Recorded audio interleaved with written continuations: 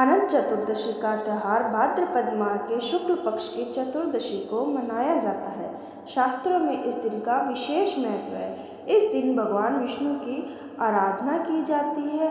आइए जानते हैं इस व्रत कथा के बारे में। प्राचीन काल में सुमंत नाम का एक नेक तपस्वी ब्राह्मण हुआ करता था। उसकी पत्नी का नाम दीक्षा था।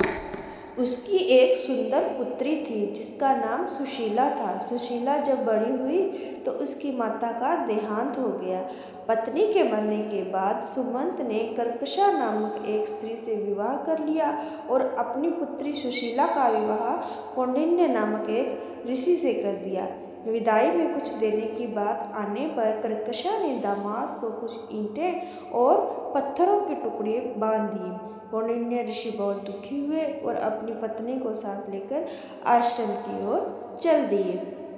परंतु रास्ते में ही बहुत रात हो गई थी तो वे नदी तट पर संध्या करने लगे। सुशीला ने देखा कि वहाँ बहुत सी स्त्रियाँ सुंदर वस्त्र धारण करके किसी देवता की पूजा कर रही थी। सुशीला के पूछने पर उन्होंने विधि पूर्वक अनंत व्रत की कथा की महत्ता बताई।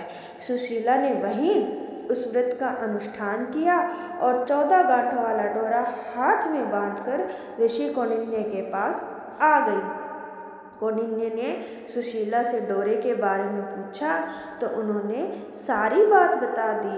उन्होंने डोरे को तोड़कर अग्नि में डाल दिया जिससे अनंत भगवान रुष्ट हो गए क्योंकि उनका अपमान हो गया था।